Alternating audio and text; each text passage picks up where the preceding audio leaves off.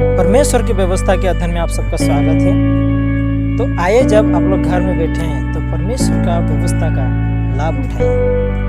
और जो आज हम लोग सीखेंगे वो है परमेश्वर का व्यवस्था के बारे में। तो आज बहुत लोगों का मन में ये सवाल है कि क्या आज परमेश्वर का जो व्यवस्था है वो बदल दी गई है। तो चलिए आज उसी के बारे में चर्चा करेंगे। तो चलिए स्टार्ट करते हैं।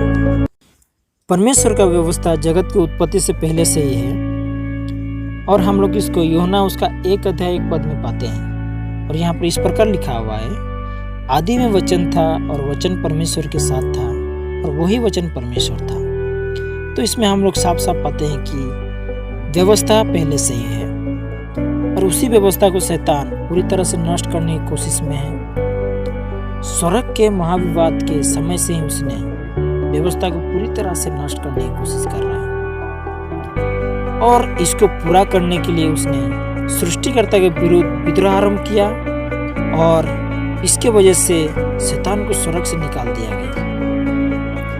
फिर भी उसने इस कार्य को पूरी मेहनत के साथ पृथ्वी पर जारी रखा है, और उसने पृथ्वी के लोगों को परमेश्वर की व्यवस्था का उल्लंघन करने की शिक्षा दे रहा है, उन लोगों को उकसा रहा है। और हम याकूब उसका 2:10 में हम पढ़ेंगे तो यहाँ पर इस प्रकार लिखा हुआ है, क्योंकि जो कोई सारी व्यवस्था का पालन करता है परंतु एक ही बात में चूक जाए तो वो सब बातों में दोषी ठहर चुका है। तो हम लोग अगर इसमें देखेंगे तो व्यवस्था का नष्ट करना पूरे व्यवस्था में से एक को निकाल देने से पूरा होता है। पवित्र व्यवस्था पर अपमान डालने के लिए शैतान बाइबल की सिद्धांतों को बदल दिया। इस वजह से बाइबल में विश्वास करने वाले हजारों लोगों के विश्वास में त्रुटियां आ गया है। उन लोगों का मन में शंका आ चुका है। परमेश्वर की व्यवस्था के बारे हजारों साल से चली आ रही लड़ाई में सत्य और असत्य के बीच में होगी। परमेश्वर का व्यवस्था को मानना और इंसान की व्यवस्था को मानना, बाइबल के धर्म की बातों पर मन लगाना और कथा कहानी पर मन लगाना, ये हम लोग के ऊपर डिपेंड करेगा, हम लोग किसकी व्यवस्था का हम लोग फॉलो करेंगे। परमेश्वर की पवित्र वचन का जिसे लहू बहाकर यीशु मसीह ने बड़े मूल्य देकर दिया है, उसको आज बहुत ही कम लोग वास्तव में जीवन की मार्गदर्शक के रूप में ग्रहण करते हैं। और आज अगर हम देखेंगे, ना केवल संसार में वरन आज हम लोगों का चर्चों में, हम लोग का कलीसिया में इस प्रकार के नास्तिक लोग पाए जाते हैं, जो लोग की परमेश्वर का व्यवस्था को भी और इंसानों की व्यवस्था को भी पालन करते हैं। आज बहुत सारे धर्मोपदेशक, प्रोफेसर, शिक्षक उनके विद्यार्थियों को, उनके मेंबरों को इस प्रकार शिक्षा दे रहे हैं कि परमेश्वर की व्यवस्था बदल दी गई है। परंतु हम लोग अगर बाइबल में पाते हैं, मत्ती लिखी सुसमाचार उसका 5 अध्याय उसका 17 से लेकर 19 में इस प्रकार से यहाँ पर लिखा हुआ। यीशु मसीह यहाँ पर खुद बोलता है, यह ना समझो कि मैं व्यवस्था या भविष्यवक्ताओं की पुस्तकों को लोप करने आया हूँ। लोप करने नहीं परंतु पूरा करने आया हूँ। क्योंकि मैं तुमसे सच कहता हूँ कि जब तक आकाश और पृथ्वी टल ना जाए तब तक व्यवस्था में से एक मात्रा या एक बिंदु भी बिना पूरा हुए नहीं टलेगा। इसलिए जो कोई इन छोटी सी छोटी आज्ञाओं में से किसी एक को तोड़े और वैसे ही लोगों को सिखाए, वो स्वर्ग के राज्य में सबसे छोटा कहलाएगा। परंतु जो कोई उन आज्ञाओं का पालन करेगा और उन्हें सिखाएगा, वही स्वर्ग के राज्य में महान कहलाएगा। तो यहाँ पर हम लोग पाते हैं कि यीशु मसीह भी जब जगत में आए थे तो उसने उन आज्ञाओं को जो भविष्यवक्ताओं ने लिखा है या फिर परमेश्वर ने दिया है उसको नहीं तोड़ा है। उसने खुद यहाँ पर साफ साफ बोला है, जो लोग सत्य को स्वीकार नहीं करते हैं या फिर जो व्यवस्था है परमेश्वर ने दिया है उसको स्वीकार नहीं करते हैं, वो लोग सृष्टिकर्ता को भी स्वीकार नहीं करते हैं। और अगर सत्य क्या है अगर हम लोग देखेंगे तो हम लोग यूहन्ना उसका 17 अध्याय उसका 17 पद में हम लोग पाएंगे। और यहाँ पर इस प्रकार लिखा हुआ है, सत्य के द्वारा उन्हें पवित्र कर, और तेरा वचन सत्य है। और यहाँ पर हम पाते हैं कि परमेश्वर का वचन ही सत्य है। और जो लोग सत्य को नहीं मानते वे लोग परमेश्वर की व्यवस्था को भी नहीं मानते हैं, और परमेश्वर की व्यवस्था को लोग तुच्छ समझते हैं।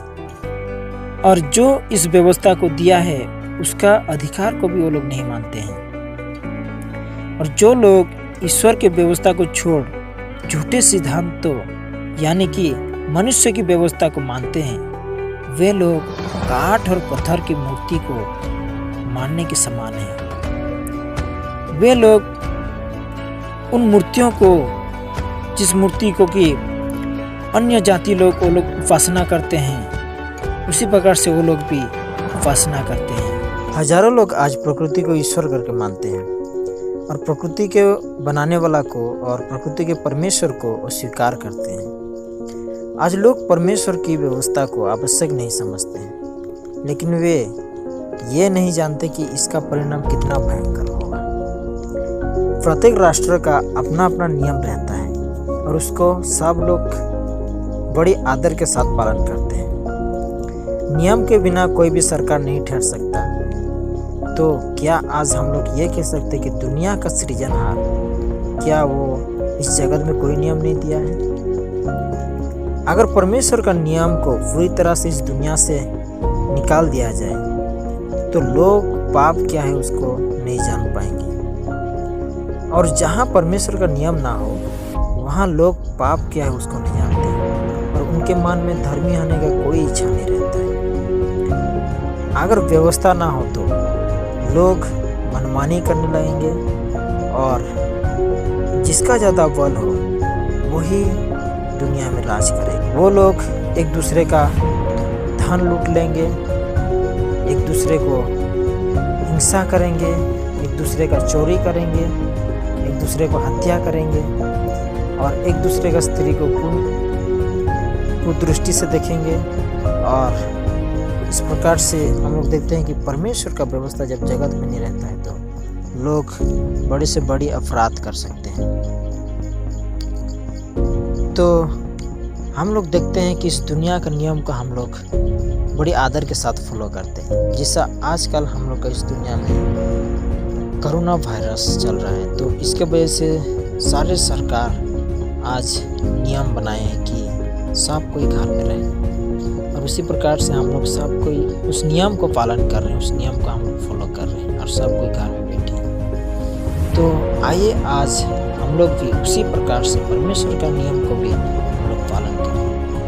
अगर हम लोग परमेश्वर का नियम को हम लोग फॉलो कर रहे हैं, पालन कर रहे हैं, तो उस राज्य में, जिस राज्य को भी परमेश्वर देने के लिए हम लोग वादा किया है, उस राज्य में हम लोग महान कहलाएंगे, उस राज्य का भागीदार होंगे। तो आइए सबके हम लोग ये निर्णय लें कि हम लोग परमेश्वर का व्यवस्था को पालन करेंगे और उसके अनुसार चलेंगे।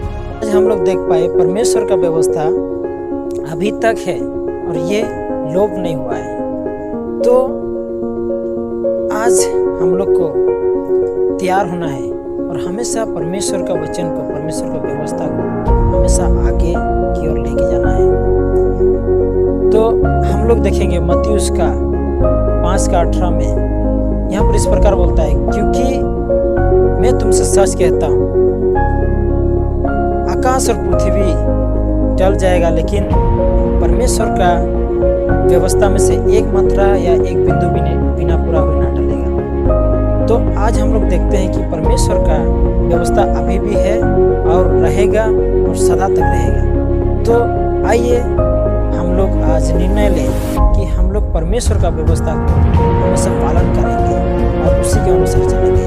तो आज हम लोग इतना में ही अंत करते हैं। तो हम लोग को इस चैनल में स्वागत, और आप लोग हमेशा इस चैनल को देखते रहिए और सब्सक्राइब करते रहिए।